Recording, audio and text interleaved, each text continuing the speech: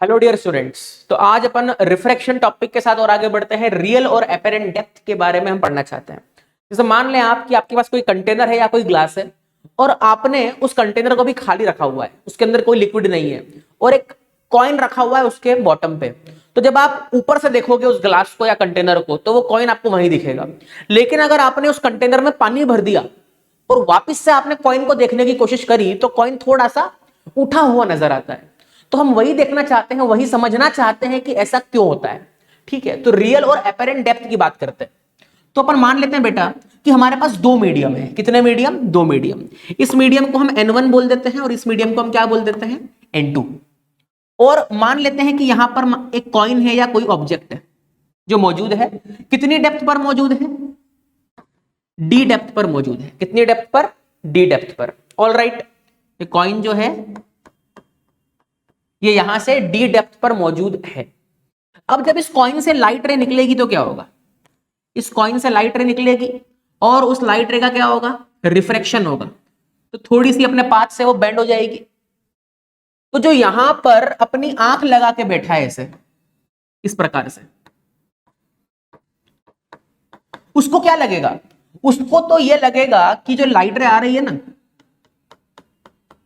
ये तो कहीं यहां से आ रही है, यानी कि उसको ये ऑब्जेक्ट यहां की जगह यहां दिखेगा। इसको मैं ओ डैश बोल रहा हूं। क्या बोल रहा हूं? O dash. मौजूद यहां पर है लेकिन दिख यहां पर रहा है क्योंकि उसको लग रहा है कि ये जो लाइट रे आ रही है ये यहां कहीं से आ रही है। तो ये जो डेप्थ है, ये जो डेप्थ है, ये वाली इसको हम बोलते हैं डी डैश। क्या बोलते हैं? D dash. डी डैश मतलब एपेरेंट डेप्थ और डी मतलब रियल डेप्थ। यहां पर जो डी है वो क्या है बेटे? रियल डेप्थ है। और डी डैश क्या है? Apparent depth. तो यहां पर डी डैश और डी में क्या रिलेशन होता है, ध्यान से समझे। डी डैश और डी का जो रिलेशन होता है, सुनना ध्यान से, real depth upon apparent depth या फिर apparent depth upon real depth. D dash by D, apparent depth upon real depth जो है ये किसके बराबर होता है? ये बराबर होता है N2 बाय N1 के। ये बराबर किसके होता है? N2 बाय N1 के। डी डैश एपेरेंट डेप्थ है, डी रियल डेप्थ है। ठीक है, इसका मतलब कि ऑब्जेक्ट उसको उठा हुआ दिख रहा है। ठीक है, N2 क्या है? N2 मतलब, अब ध्यान से समझना, N2 मतलब उस मीडियम का रिफ्रैक्टिव इंडेक्स जिसमें लाइट रेज जा रही है ना, उस मीडियम का रिफ्रैक्टिव इंडेक्स जिसमें लाइट रेस जा रही है। और N1 क्या है बेटे? उस मीडियम का रिफ्रैक्टिव इंडेक्स जिसमें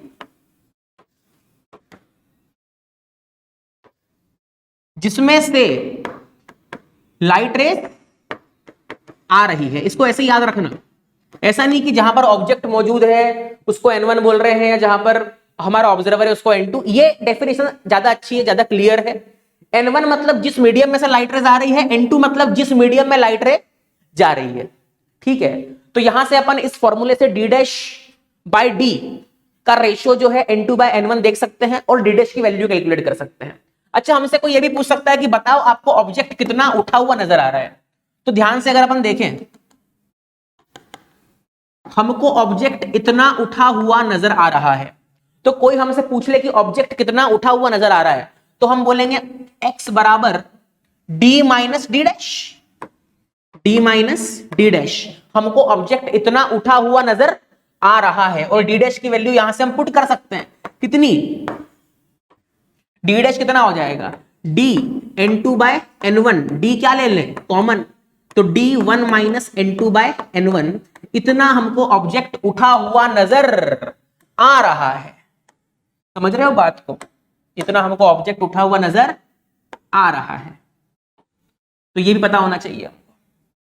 तो आप देख ले इसको एक बार ध्यान से। रिफ्रैक्शन के फिनोमेना की वजह से हमको कोई चीज अपनी एक्चुअल पोजीशन से अलग दिखती है, या तो उठी हुई दिखती है या नीचे दिखती है। इस कॉन्सेप्ट पे क्वेश्चन भी करने की हम कोशिश करते हैं। आप इस कॉन्सेप्ट को देख लें एक बार। जैसे फॉर एग्जांपल हमें क्वेश्चन करते हैं। जैसे मान ले बेटे, एग्जांपल में ले रहा हूं कि ये एक कॉइन है। ठीक है, और ये मान ले बेटे यहां से 20 सेंटीमीटर की गहराई पर मौजूद है और इसको कोई यहां से आंख लगा के देख रहा है, ठीक है, यहां से कोई इस कॉइन को देखना चाह रहा है। तो हमसे ये पूछा जा रहा है कि बताएं कि ये कॉइन जो है उसको कितनी गहराई पे दिखेगा और कॉइन कितना उठा हुआ दिखेगा। तो इस मीडियम के रिफ्रैक्टिव इंडेक्स को मान लें आप 4/3 मान लेते हैं, वाटर होता है, और इसको आप मान लें 1 मान लेते हैं, ठीक है। तो ये रियल डेप्थ कितनी है, यहां पे रियल डेप्थ है 20 सेंटीमीटर, कॉइन की जो एक्चुअल पोजीशन है वो 20 सेंटीमीटर है। एपेरेंट डेप्थ हम निकालना चाहते हैं, निकाल सकते हैं, कैसे? d dash by d is equal to n2 by n1। d dash कितना है, d डैश हमको निकालना है, d कितना है, d 20 है, n2 मतलब जिस मीडियम में लाइट रेज जा रही है। तो देखे बेटे, लाइट रेज इस मीडियम में से निकल रही है ऐसे, और इस मीडियम में जा रही है, चारों तरफ जा रही है, इधर भी जाएगी, उधर भी जाएगी, उधर भी जाएगी, सब दूर जाएगी। तो लाइट रेज इस मीडियम में से निकल के उस मीडियम में जा रही है। तो हमारा जो n2 है, n2 वो 1 होना चाहिए, जिस मीडियम में लाइट रेज जा रही है, और जिस मीडियम से आ रही है वो क्या होगा, 4/3। तो यहां से हम d डैश कैलकुलेट कर सकते हैं, 20 इंटू 3/4, सही है। तो कितना हो जाएगा d dash, 15 centimetre. d dash कितना हो जाएगा, 15 सेंटीमीटर। इसका मतलब कि इस बंदे को जो कॉइन दिखेगा ना, वो यहां से 15 सेंटीमीटर की गहराई पर नजर आएगा। ये हमारा कॉइन था O, और ये यहां पर दिख रहा है इसको O डैश। क्लियर है बात? तो कितना उठ गया, कितना उठ गया, ये x अमाउंट उठ गया। तो ये x क्या होगा, जितना उठा वो होगा real depth minus apparent depth. x is equal to 5 centimetre जो है उसकी शिफ्ट आई है, ठीक है, ओरिजिनल पोजीशन से उसकी शिफ्ट आई है। क्लियर है क्या बात? एक बार आप देख लें बेटे इसको अच्छे से, फिर अपन और आगे बढ़ते हैं। चलिए आइए और आगे बढ़ते हैं नेक्स्ट कॉन्सेप्ट की तरफ। TIR टोटल इंटरनल रिफ्लेक्शन, है ना, क्या बोलते हैं इसको, टोटल इंटरनल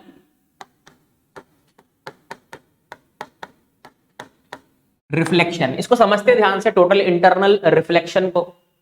जैसे पहली चीज तो आप ध्यान रखें कि जब हम डेंसर से रेयर में जाएंगे, ये कॉन्सेप्ट तब होगा जब हम कहां जा रहे हैं, डेंसर टू रेयरर, है ना, डेंसर से रेयरर की चर्चा होती है TIR में। तो आप समझना बात ध्यान से कि मान लेते हैं एक लाइट रे यहां से आ रही है ऐसे, कितने एंगल पे, I एंगल पे, और रिफ्रैक्ट हो रही है ऐसे कितने एंगल पे, R एंगल पे, है ना। ये म्यू R है या NR बोल देते हैं इसको, refractive index of rarer medium, या फिर लिख देते हैं अपन तो सबसे बढ़िया, ये रेयरर मीडियम है और ये डेंसर मीडियम है। अब आपने क्या किया, आपने I को बढ़ाया।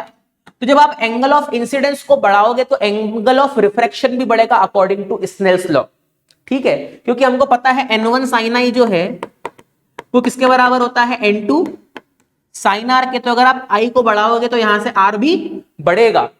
तो अगर R भी बढ़ गया तो हमको जो नई कंडीशन मिलेगी वो नई कंडीशन क्या होगी, वो नई कंडीशन कुछ ऐसी होगी कि यहां से लाइट रे गई बड़े हुए एंगल पे और ऐसी हो गई, R और बढ़ गया। सही बात है, आपने I को बढ़ाया तो R और बढ़ गया। अब ऐसे आप I को बढ़ाते चले गए, बढ़ाते चले गए, बढ़ाते चले गए, एक I ऐसा आया, एक I ऐसा आया, एक I ऐसा आया जिसके लिए जो एंगल ऑफ रिफ्रैक्शन है ना वो कितना हो गया, 90 डिग्री हो गया। एक I ऐसा आया जिसके लिए एंगल ऑफ रिफ्रैक्शन 90 डिग्री हो गया, है ना। आपने I को लगातार क्या किया, इंक्रीज, तो R भी क्या हुआ, इंक्रीज। I भी इंक्रीज हुआ तो R भी तेजी से इंक्रीज हुआ। R इंक्रीज होते होते होते होते होते R की वैल्यू कितनी हो गई, 90, एक पर्टिकुलर I पे। तो जिस I पर R की वैल्यू 90 होती है उस I को हम बोलते हैं C। क्या बोलते हैं, C। C मतलब क्रिटिकल एंगल। तो क्रिटिकल एंगल जब आता है तब एंगल ऑफ रिफ्रैक्शन 90 डिग्री हो जाता है। ठीक है, अब अगर आप क्रिटिकल एंगल से ज्यादा एंगल लोगे इंसिडेंस का, अगर आप क्रिटिकल एंगल से ज्यादा एंगल लोगे इंसिडेंस का, तो क्या होगा, सुनना ध्यान से बात। अगर आपने आई जो है वो सी से ज्यादा लिया, तो इस केस में आई जो है आपने वो सी से क्या लिया, ज्यादा लिया, तो इस केस में लाइट रे का रिफ्रैक्शन बंद हो जाएगा और लाइट रे वापस क्या होगी, रिफ्लेक्ट हो जाएगी। क्या हो जाएगी, रिफ्लेक्ट। ठीक है, तो अब जो है क्या चालू हो गया,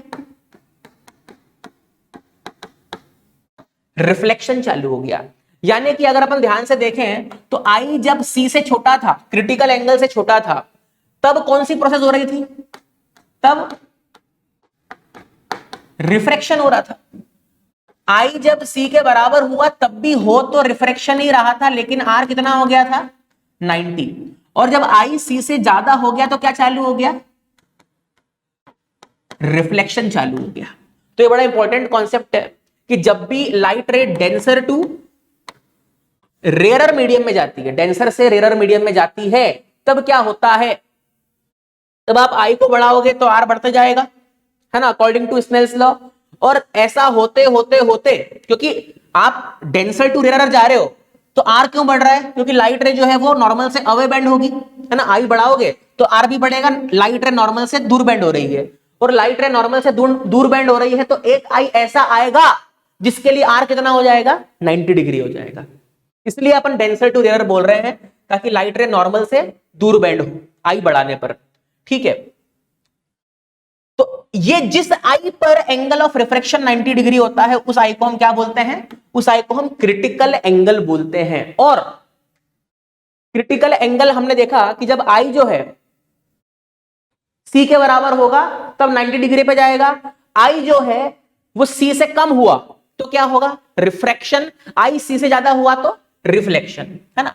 और जब आई, सुनना ध्यान से, अपन ने अभी भी देखा कि जब आई सी से कम होगा तो क्या होगा, रिफ्रैक्शन होगा। जब आई सी के बराबर होगा तब भी रिफ्रैक्शन ही होगा, लेकिन एंगल ऑफ रिफ्रैक्शन 90 डिग्री होगा। और जब आई सी से ज्यादा होगा तब रिफ्लेक्शन चालू हो जाएगा। उसी रिफ्लेक्शन को क्या बोलते हैं, टोटल इंटरनल रिफ्लेक्शन। ऑलराइट, तो इसी चीज को अपन टोटल इंटरनल रिफ्लेक्शन बोलते हैं। जब angle of incidence critical angle से ज्यादा हो जाता है तो लॉज ऑफ रिफ्लेक्शन लगना चालू हो जाते हैं। क्लियर है क्या बात।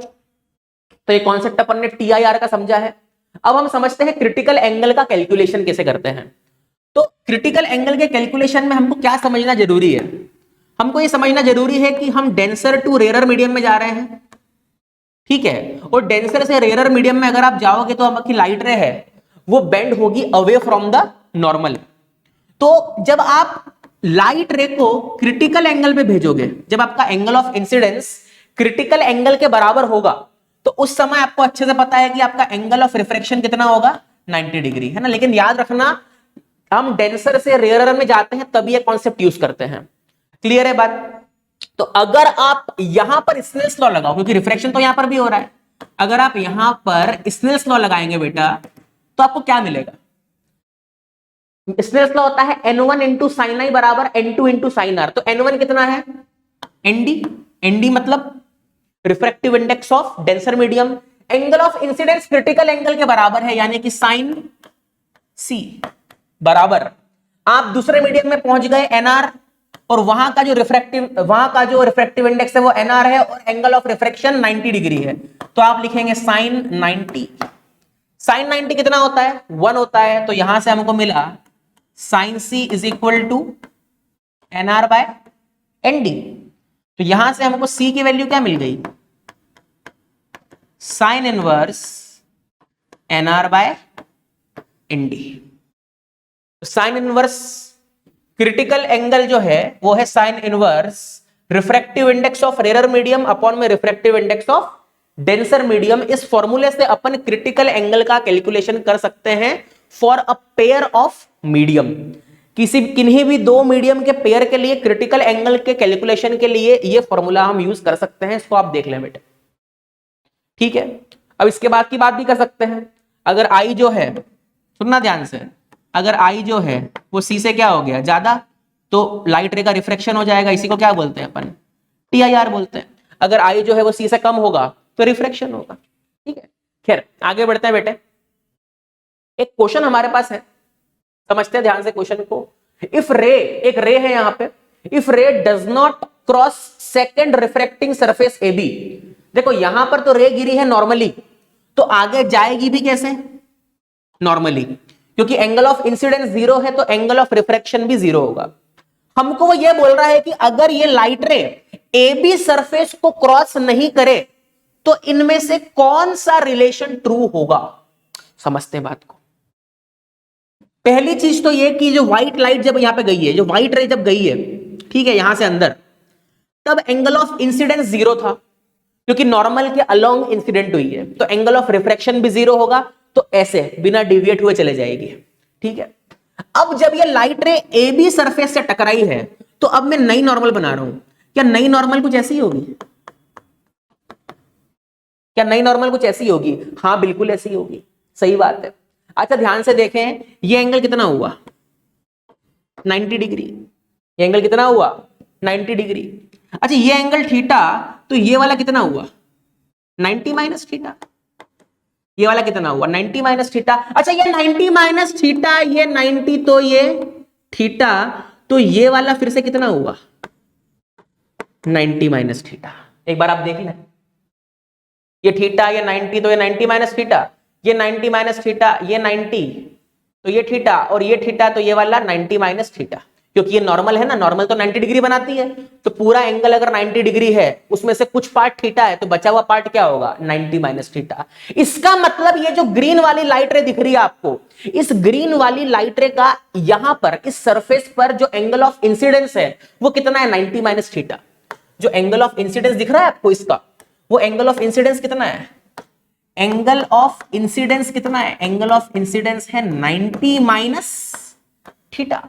और आप क्या चाहते हो, आप चाहते हो कि लाइट रे इस AB सरफेस को क्रॉस ना करे, यानी कि क्या हो जाए, इसका TIR हो जाए, यानी कि एंगल ऑफ इंसिडेंस जो है वो क्रिटिकल एंगल से क्या हो, ज्यादा हो।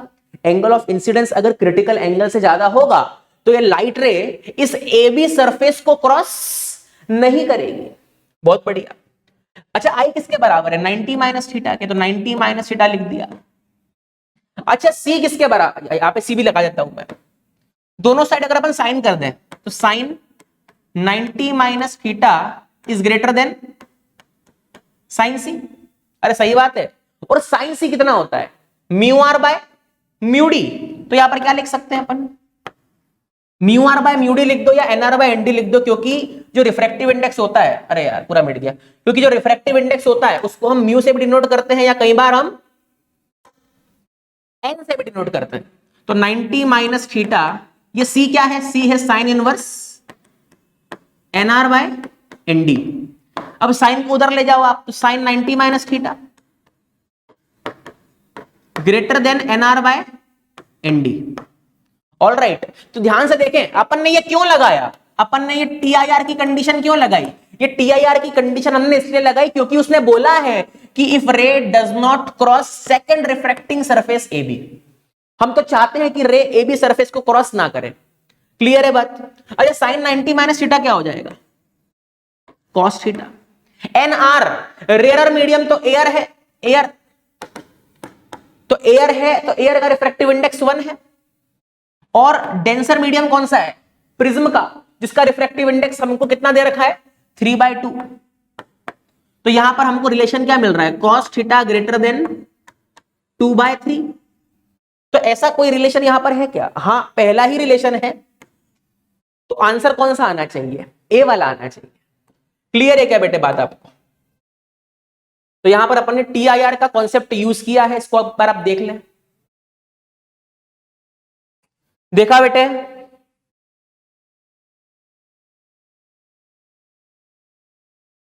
चले आगे बढ़ते हैं। Radius of circle on water surface. मेरी बात ध्यान से सुनना। जैसे मान लें कि ये पानी है पूरा, है ना, और यहां पर आपने एक बल्ब रख दिया। ऐसे आपने क्या रख दिया, एक बल्ब रख दिया। तो इस बल्ब से रोशनी निकलेगी, लाइट निकलेगी। तो जो बाहर इंसान देख रहा है, यहां से जो इंसान देख रहा है अखियां लगा के, उसको लाइट रे कैसे दिखेगी बाहर आते हुए, समझते हैं? उसको है ना लाइट रे एक्चुअली में गोले से बाहर आती हुई दिखेगी। क्यों, मैं समझाता हूं आपको। जैसे मान लें कि ये लाइट रे गई, ठीक है, तो एंगल ऑफ इंसिडेंस आई था, क्रिटिकल एंगल से कम था, तो लाइट रे बाहर निकल गई। फिर एक और लाइट रे गई, एंगल ऑफ इंसिडेंस थोड़ा सा बड़ा, लेकिन अभी भी क्रिटिकल एंगल से कम है, इसलिए लाइट का रिफ्लेक्शन हो गया। एक और लाइट रे गई भाई साहब। तो ध्यान से देखो कि जैसे जैसे लाइट रे को आप आगे शिफ्ट कर रहे हो, वैसे वैसे आई की वैल्यू बढ़ती जा रही है, तो अभी भी रिफ्रैक्शन हुआ।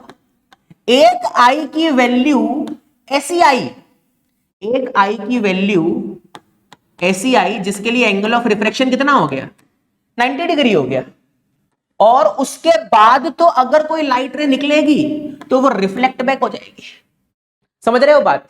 यानी कि यहां से लेके यहां तक जितनी भी लाइट रेज है, सबका क्या हुआ, रिफ्रैक्शन हुआ। और रिफ्रैक्शन हुआ तो वो दूसरे मीडियम में एंटर कर गई, लेकिन इस पार्ट से इस पार्ट वाली जो रेज है उनका क्या हो गया, टोटल इंटरनल रिफ्लेक्शन हो गया, वो लाइट रेज अंदर चले गई।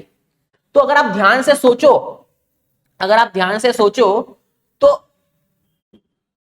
इस प्रकार से वाटर की सरफेस पर एक गोला बनेगा, और बाहर जो बंदा है उस बंदे को लाइट रे इसी गोले में से बाहर आती हुई दिखेगी। समझना बात ध्यान से। यहां पर एक ऐसा गोला बनेगा, है ना, इस गोले के अंदर जितनी भी लाइट रेज निकल रही है, उन सारी लाइट रेज का क्या हो रहा है, उन सारी लाइट रेज का रिफ्रैक्शन हो रहा है, ठीक है। और उस गोले के बाहर जो लाइट रेज गिर रही है उनका क्या हो रहा है, टोटल इंटरनल रिफ्लेक्शन। तो हमसे पूछ रहा है कि उसी गोले की रेडियस क्या होगी, है ना। तो ये जो है ये क्रिटिकल एंगल के बराबर था, इसलिए यहां पर लाइट रे जो है 90 डिग्री पे चले गई। और जो अगला एंगल था वो क्रिटिकल एंगल से ज्यादा था, इसलिए क्या हो गया, TIR हो गया।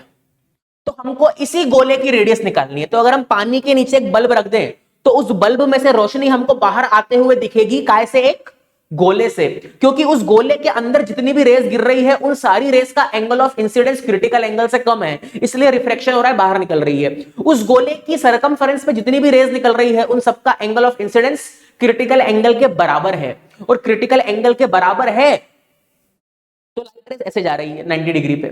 और जो भी रेस उस गोले के बाहर गिर रही है, जो भी इंसिडेंट रेस उस गोले के बाहर गिर रही है, उन सबका क्रिटिकल एंगल जो है वो, उन सबका एंगल ऑफ इंसिडेंस जो है वो क्रिटिकल एंगल से ज्यादा है। उन सबका एंगल ऑफ इंसिडेंस अगर क्रिटिकल एंगल से ज्यादा होगा तो सबका TIR हो जाएगा, इसलिए वो रेस बाहर नहीं आएगी। तो जो रेस गोले के अंदर गिर रही है वही रेस बाहर आ रही है, और जो रेस गोले के बाहर गिर रही है उन रेस का TIR हो जा रहा है। तो हमको गोले की रेडियस निकालनी है। आइए रेडियस निकालने की हम कोशिश करते हैं। तो हम मान लेते हैं कि ये हमारी वाटर की सरफेस और ये हमारा बल्ब। बल्ब जो है मान लेते हैं बेटे कितनी गहराई पर है, D गहराई पर। एक बात हमको क्लियर हो गई कि वो लाइट रे जो क्रिटिकल एंगल पे गिरेगी वही गोले की बाउंड्री पे आएगी। ये पॉइंट जो है ना, ये सर्कल की बाउंड्री होगा, क्योंकि इस पॉइंट के बाद जो रेज निकलेगी उनका एंगल जो है वो क्रिटिकल एंगल से ज्यादा होगा, और इस पॉइंट के इधर कोई पॉइंट होगा उस पर कोई लाइट रे गिरेगी तो उसका angle of incidence critical angle से कम होगा। इसका मतलब पक्के से ये हमारे गोले की क्या हो गई, रेडियस। सही बात है। और इस प्रकार से यहां पर एक गोला बन जाएगा, एक सर्कल बन जाएगा। गोला तो नहीं बोलना चाहिए, इसको वृत्त बोलना चाहिए, सर्कल बोलना चाहिए इसको। तो यहां पर एक सर्कल बन गया, और उस सर्कल की जो रेडियस है हम निकालना चाहते हैं। तो सर्कल की रेडियस हम निकालना चाहते हैं। ये हमारे सर्कल की क्या बन गई, रेडियस बन गई। इसी सर्कल में से आपको रोशनी बाहर आते हुए दिखेगी। तो आइए हम निकालने की कोशिश करते हैं। इसको अपन एयर मान लेते हैं, एयर का रिफ्रैक्टिव इंडेक्स 1 होता है, इस मीडियम का रिफ्रैक्टिव इंडेक्स n मान लेते हैं। ठीक है, ये हमारा बल्ब है या हमारी सोर्स है जिस सोर्स से लाइट बाहर निकल रही है। ठीक है, अब अगर आप ध्यान से देखें इस ट्रायंगल को, तो ये चीज कितनी है यार, ये चीज d है। इस चीज को देखो, ये चीज कितनी है, r है। अच्छा ये c है तो क्या ये भी c होगा? हाँ ये भी c होगा। देखो ना यार आप इस ट्रायंगल को ऐसा, ये अगर c है तो ये भी c होगा ना, बिल्कुल होगा।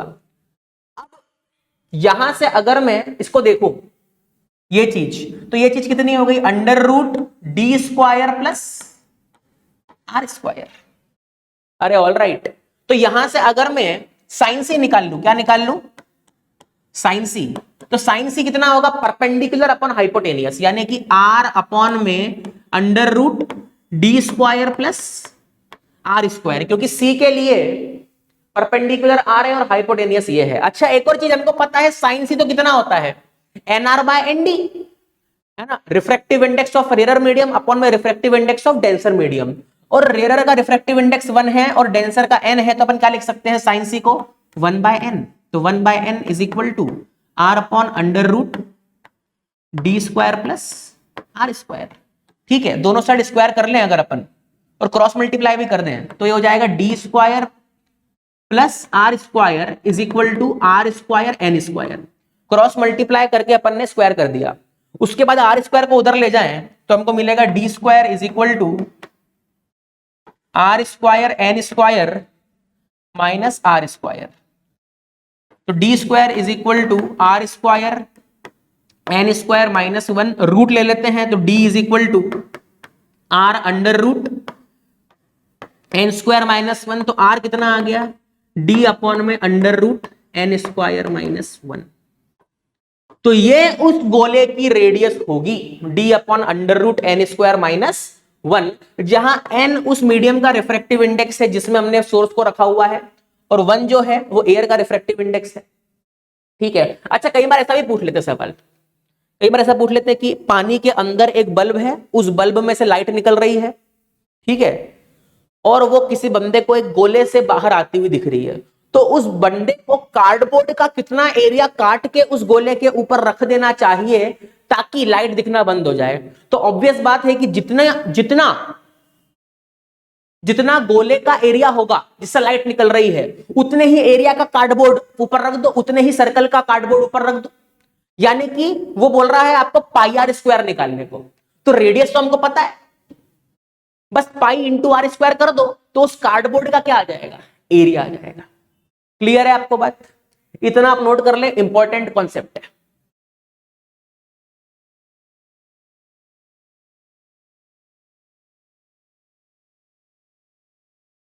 करा नोट? चले बेटे आगे बढ़ते हैं। Shift from a glass slab, इसको समझते हैं। जैसे मान ले बेटे कि हमारे पास एक ग्लास स्लैब है,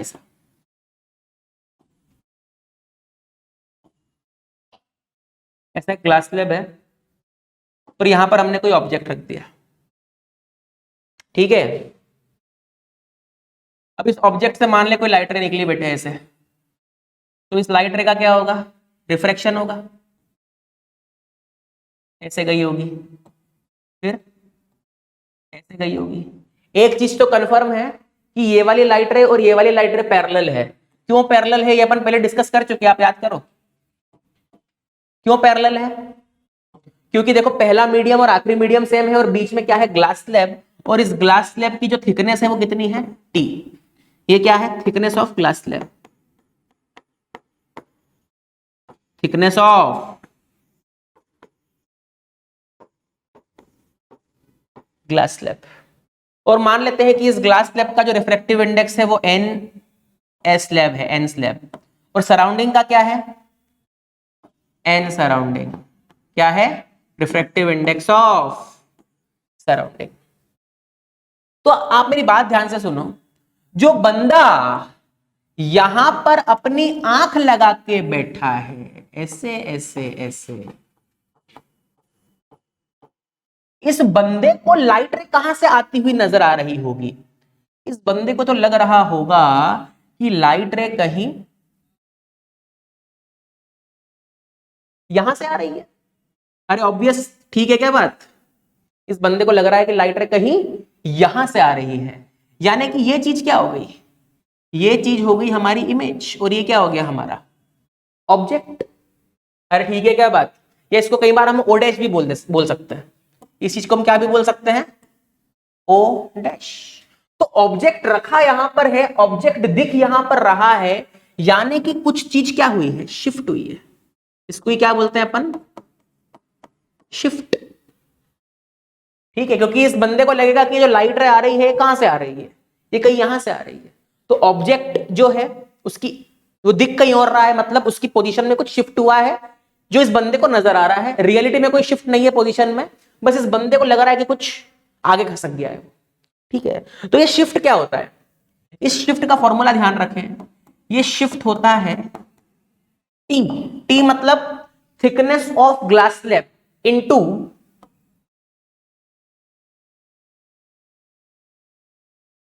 one minus N surrounding upon में एन स्लैब।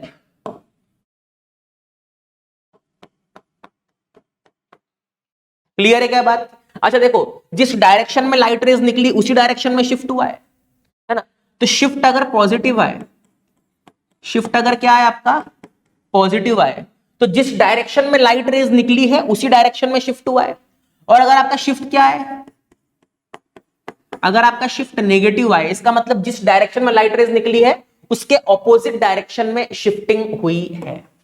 तो ये शिफ्ट वाला कॉन्सेप्ट आप एक बार नोट कर ले, फिर अपन आगे बढ़ते हैं बेटा।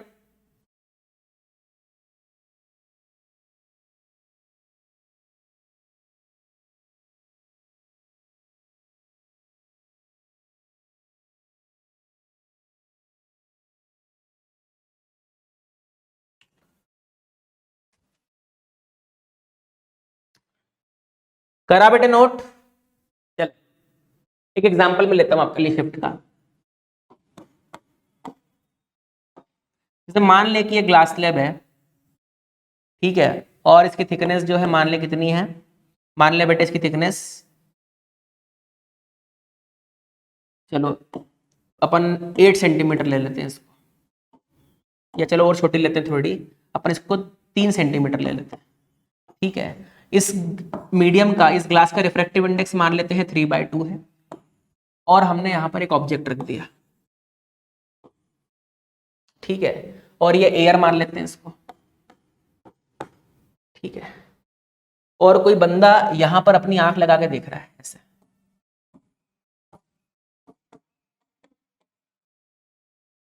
यहां पर अपनी आंख लगा के देख रहा है। तो आपको यह बताना है कि बंदे को ऑब्जेक्ट कहां दिखेगा, है ना? आपको क्या बताना है, आपको ये बताना है कि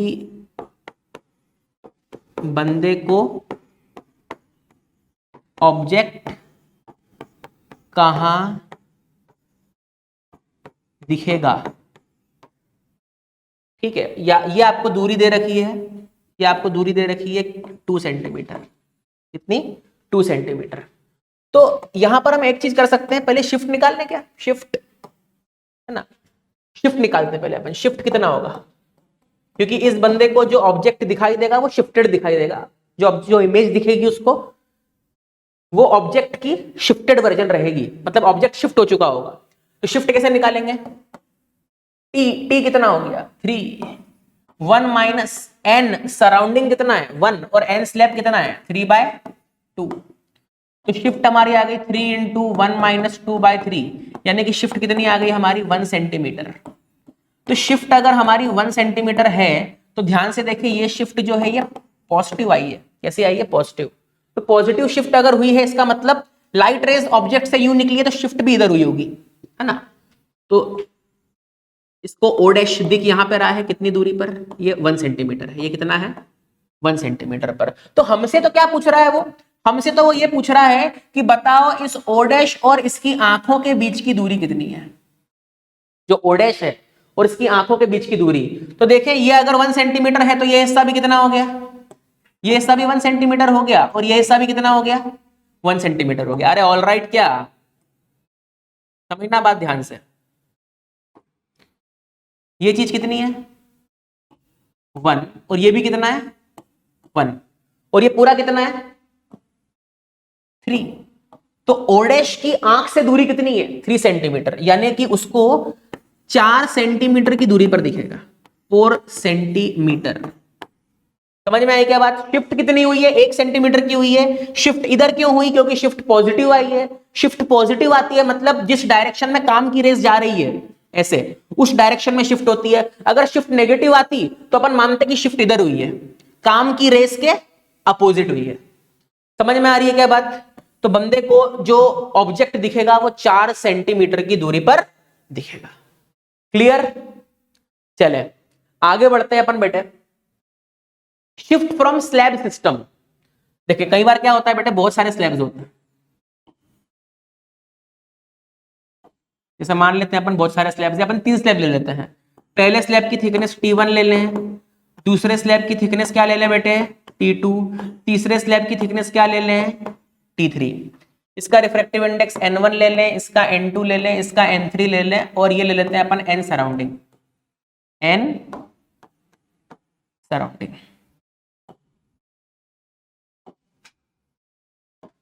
कोई ऑब्जेक्ट यहां पर मौजूद है, ठीक है। तो अगर आप यहां से देख रहे हो इसको,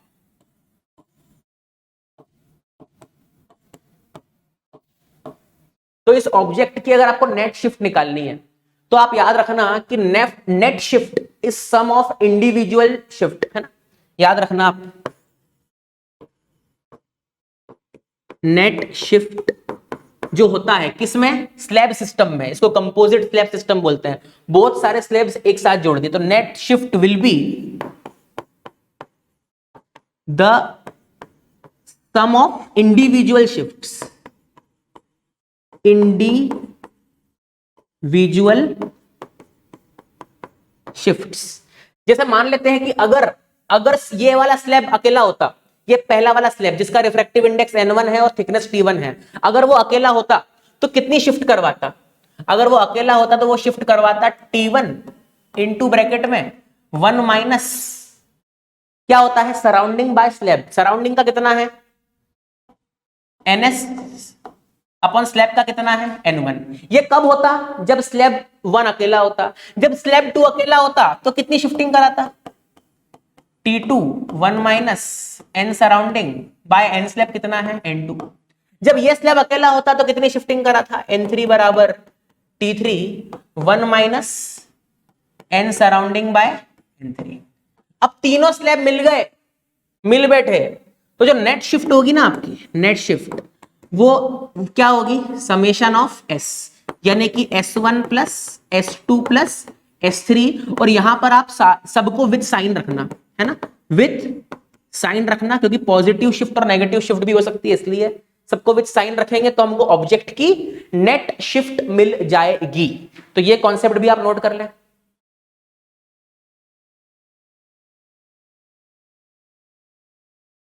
करा नोट बेटे? चलें आगे बढ़ते हैं। एक क्वेश्चन हमारे पास है नेट शिफ्ट का, तो ये वही वाला केस है, ठीक है। तो इसको हम निकाल सकते हैं कैसे, इंडिविजुअल शिफ्ट्स निकालो और इंडिविजुअल शिफ्ट्स निकालने के बाद सबको ऐड कर दो। तो यहां पर अगर सराउंडिंग एयर हुई तो एयर का रिफ्रैक्टिव इंडेक्स कितना होता है 1। तो मैं पहले स्लैब के कारण शिफ्ट निकाल रहा हूं, कितनी होगी, पहले स्लैब की थिकनेस कितनी है 15 इंटू ब्रैकेट 1 माइनस सराउंडिंग का 1 है और इसका कितना है 1.5, 1.5 मतलब 3/2, तो ये हो जाएगा 2/3। तो 1 माइनस 2/3 यानी कि 1/3, 15/3 यानी कि 5 सेंटीमीटर। पहली शिफ्ट आई है 5 सेंटीमीटर। दूसरा स्लैब की बात करें तो दूसरा स्लैब अगर अकेला मौजूद होता तो वो कितनी शिफ्ट कराता, T into bracket 1 minus surrounding कितना है 1 है और सराउंडिंग 1 है और इसका रिफ्रैक्टिव इंडेक्स कितना है 2। तो 1 माइनस 1/2, 1/2 कितना आ गया, ये 10 सेंटीमीटर की शिफ्ट हो गई। तीसरा स्लैब अगर अकेला होता तो वो कितनी शिफ्ट कराता, स्लैब की थिकनेस कितनी है 30 ब्रैकेट 1 माइनस सराउंडिंग का 1 है और इसका कितना है 3/2 मतलब 1.5। तो ये हो जाएगा 1/3 मतलब 10 सेंटीमीटर आ जाएगा। तो जो नेट शिफ्ट हुई है,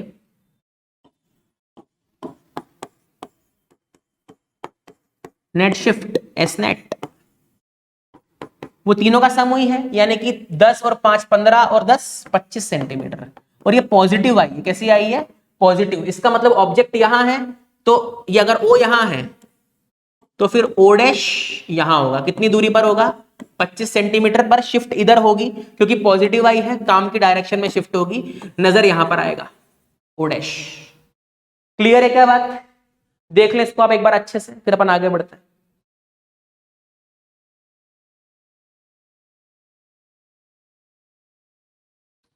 देख लिया?